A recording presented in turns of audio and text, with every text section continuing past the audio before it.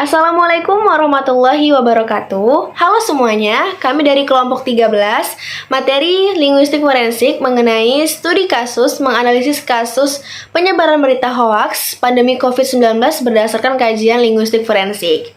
Yang terhormat, dosen pengampu mata kuliah linguistik forensik, Profesor Dr. Hasnah Faizah ARM Hum, dan juga teman-teman yang kami banggakan. Semoga kita selalu dalam keadaan sehat walafiat. Nah, perkenalkan nama saya Talita Nur Hafizah dan juga rekan sekelompok saya yaitu Windy Anissa Putri. Nah, apa saja materi yang akan kita bahas? Simak video ini lebih lanjut. Baik, saya akan menjelaskan latar belakang studi kasus mengenai menganalisis kasus penyebaran berita hoaks pandemi COVID-19. Pandemi COVID-19 tidak hanya berdampak pada kesehatan, tetapi juga memengaruhi kondisi sosial, psikologis, dan pola komunikasi masyarakat. Dalam situasi yang penuh ketidakpastian, masyarakat sangat bergantung pada informasi. Namun, meningkatnya penggunaan media sosial selama pandemi menyebabkan penyebaran hoaks semakin cepat.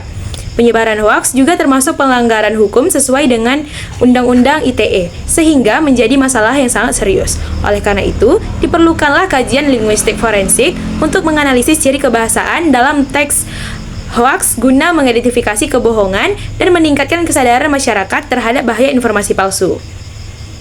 Kemudian selanjutnya adalah permasalahan kasus. Terdapat beberapa permasalahan utama yang menjadi fokus dalam kasus penyebaran hoaks selama COVID-19. Nah, permasalahan pertama adalah tingginya penyebaran hoaks di media sosial sehingga masyarakat sulit membedakan informasi yang benar dan yang salah. Hal ini menunjukkan rendahnya literasi digital dan kurangnya kesadaran untuk melakukan verifikasi informasi. Permasalahan yang kedua yaitu berkaitan dengan dampak hoaks terhadap kondisi psikologis dan sosial masyarakat. Informasi palsu dapat menimbulkan rasa takut, kecemasan, dan kepanikan. Selain itu, hoaks juga dapat menyebabkan keresahan sosial dan mengganggu stabilitas masyarakat selama pandemi. Permasalahan yang ketiga adalah kurangnya pemahaman masyarakat mengenai aspek hukum penyebaran hoaks. Banyak orang yang tidak menyadari bahwa menyebarkan informasi palsu merupakan pelanggaran hukum. Hal ini menunjukkan bahwa kesadaran masyarakat terhadap konsekuensi hukum masih perlu ditingkatkan. Kemudian, permasalahan yang keempat adalah perlunya analisis ilmiah untuk mengidentifikasi ciri kebahasaan dalam teks hoaks. Hoaks biasanya menggunakan kata provokatif, kalimat yang menimbulkan ketakutan, dan klaim tanpa bukti yang jelas. Oleh karena itu, linguistik forensik perlu untuk menganalisis bahasa dan membuktikan bahwa informasi tersebut adalah hoaks. Kemudian yang kelima adalah masih terbatasnya pemahaman tentang peran linguistik forensik dalam mengungkapkan hoaks. Analisis bahasa dapat membantu mengidentifikasi karakteristik teks dan tujuannya yaitu untuk penyebaran informasi. Kajian ini sangat penting untuk menunjukkan peran linguistik forensik dalam mengungkapkan hoaks secara ilmiah. Baik, untuk analisis kasus yang pertama, ada kasus hoaks berjenis misinformasi, kasus IRT penyebar hoaks corona di Lampung. Nah, pada kasus pertama ini termasuk misinformasi, yaitu informasi palsu yang disebarkan dengan maksud menyesatkan.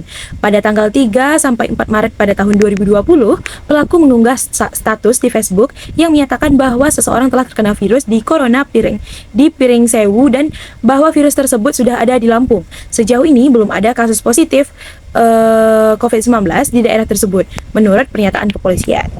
Nah, di sini kita akan menganalisis berdasarkan kajian linguistik. Yang pertama, analisis semantik leksikal. Nah, kata-kata seperti awas dan kata hati-hati itu memiliki arti leksikal yang berarti peringatan atau ajakan untuk kita harus berwaspada. Nah, kata ada di sini menunjukkan fakta yang ada, sedangkan pada kata kena itu menunjukkan kondisi yang terinfeksi. Pemilihan kata-kata ini menunjukkan bahwa penyebaran COVID-19 itu telah terjadi di wilayah tersebut. Dalam kajian linguistik forensik, pemilihan diksi seperti ini itu penting karena menunjukkan bagaimana bahasa dapat membentuk persepsi pembaca. Meskipun pelaku mengakui bahwa mereka panik dan tidak berniat menyesatkan, struktur bahasa yang digunakan memberi kesan jelas dan ancaman. Kemudian selanjutnya, analisis gramatikal dan tindakan tutur. Kalimat yang digunakan ini termasuk kalimat yang mengandung perintah seperti kata awas dan hati-hati.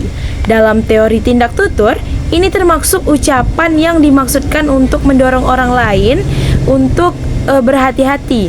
Secara praktis, jenis peringatan ini itu meningkatkan perasaan urgensi dan berpotensi menimbulkan kepanikan, terutama karena diunggah pada awal pandemi ketika masyarakat kekurangan pengetahuan. Selanjutnya, analisis konteks. Data tentang penyebaran COVID-19 oleh terlibat. Penulis adalah warga biasa atau ibu rumah tangga. Dan pembaca adalah masyarakat umum yang menggunakan Facebook. Nah, modenya yaitu media sosial yang menggunakan bahasa yang tidak terlalu keras. Konteks sosial saat itu sangat sensitif karena diunggah pada awal pandemi COVID-19 di Indonesia. Lebih dari 4.000 orang membaca undangan tersebut yang menimbulkan keresahan. Oleh karena itu, meskipun mengandung misinformasi, unsur pidana menurut Undang-Undang ITE tetap dikenakan karena berdampak pada ketertiban umum. Nah, materi yang kedua dan contoh kasus yang kedua adalah klaim asap batok kelapa sebagai obat COVID-19. Klaim asap batok kelapa sebagai obat COVID-19 adalah kasus kedua yang termasuk dalam kategori disinformasi, yang berarti informasi palsu yang disebarkan dengan tujuan menyesatkan orang lain. Menurut sebuah video di Facebook, asap cair dari batok kelapa dapat digunakan sebagai obat COVID-19.